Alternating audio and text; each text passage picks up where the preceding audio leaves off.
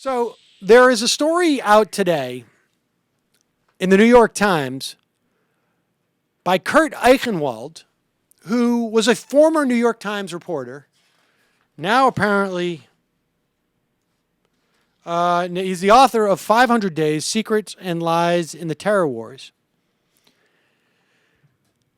And it's in the opinion section, which in and of itself, I mean, I'm not that savvy about these things, seems a little strange. Because he's writing this as a reporter. He is writing about things that he has done reporting on. If the New York Times didn't think well, they obviously thought he was a good reporter at one point. We don't know the circumstances under which he left. But if it was because they thought that he had a problem with his integrity, it's hard to imagine they would also allow him some space on their opinion page. As a former reporter, I mean, that doesn't reflect too well. We're all familiar with the August 6th presidential brief. Bin Laden determined to strike in U.S. was with the title. George Bush was given this brief August 6th of 2001 while he was on vacation. He reportedly said to the CIA operative who gave it to him, who briefed him, "Good. Now you've covered your ass. Time for me to go golfing again." Well, I added the golfing part, but that seems not terribly, probably far from reality. But he did say, "Now you've covered your ass." That presidential daily brief was declassified on April 10th, 2004, because the 9/11 Commission was saying, like, hey, you got to show us something. You'll remember that George Bush testified in front of the 9/11 Commission. He only went in there with his babysitter, Dick Cheney. They weren't allowed to be interviewed separately. I get nervous if I'm in alone, and what if I have to go to the bathroom? And then you'll have nobody to talk to when I gotta go pee-pee. So Dick Cheney will be coming with me. Not that we have anything to hide or he wants to hear everything I say and then do the old, cough, cough, don't go there signal.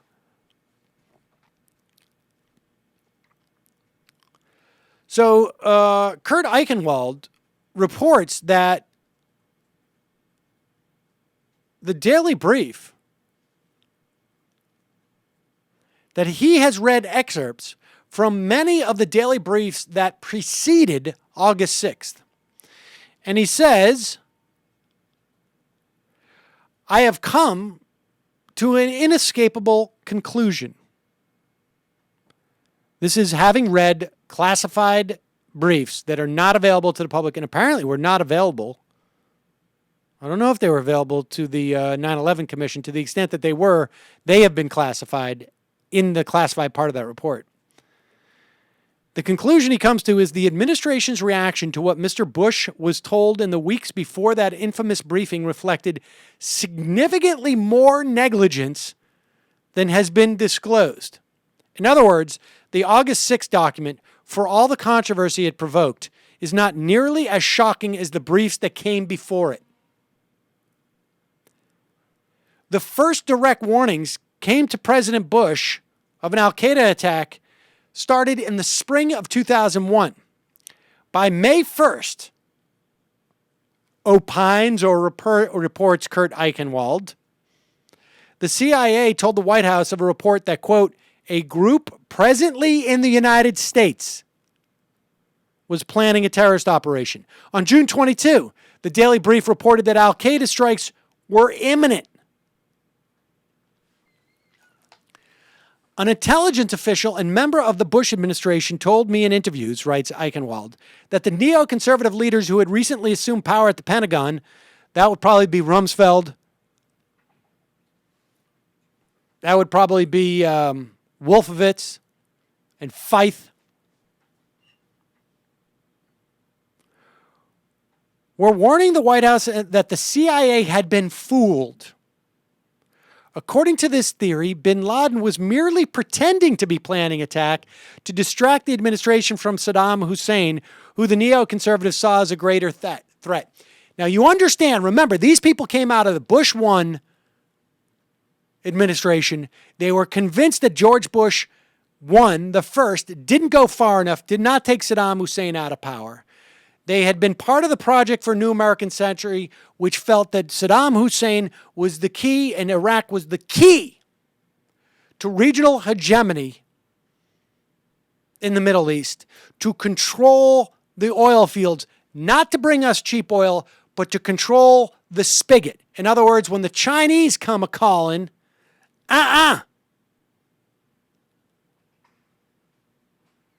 You'll recall in the lead up to 9/11, there was a commission headed by Gary Hart, and I think it was Rudman,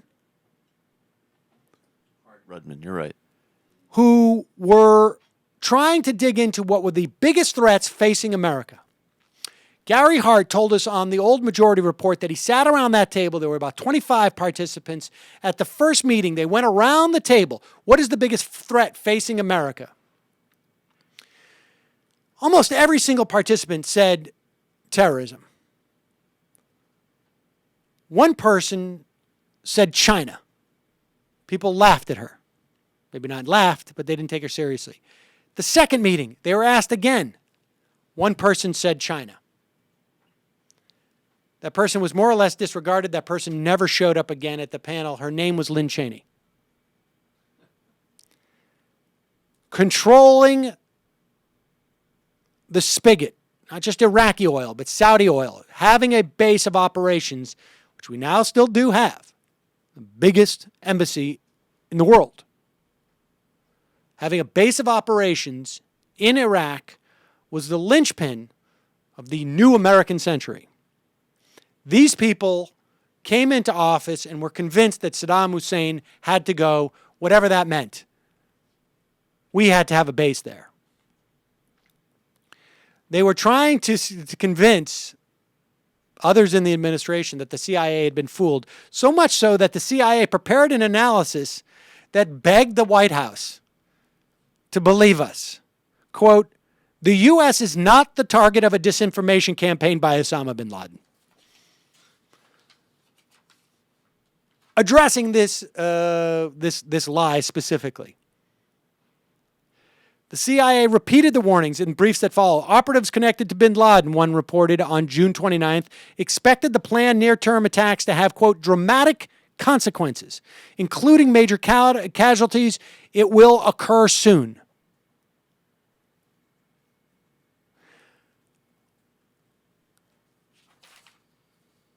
Eichenwald reports that officials at the Counterterrorism Center of the CIA grew apoplectic. On July 9, at a meeting of the counterterrorism group, one official suggested that the staff put in for a transfer, a mass transfer, so that somebody else would be responsible when the attack took place. Two people who were there told me in interviews, according to Eichenwald. The suggestion was batted down because they said there would be no time to train anyone else.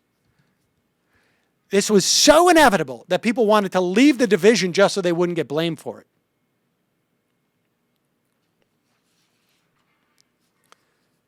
These people had an agenda. They were stupid. They were ideologues. Maybe some of these people didn't care. They didn't necessarily contemplate the scope. Maybe they did. Maybe they didn't see the words nuclear and just said it is a low-level priority. That's not inconceivable to me. I mean, look. Government makes a determination about what risk assessment and priorities all the time. Dick Cheney didn't have his 1% doctrine until after 9/11. Right?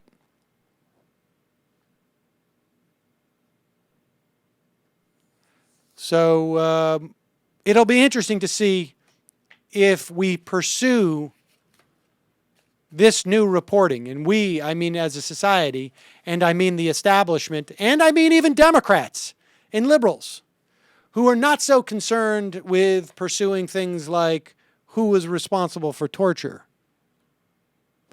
Because in the words of the establishment, maybe we should just turn the page. Maybe that's why this is in the opinion section of the New York Times instead of in the reporting section.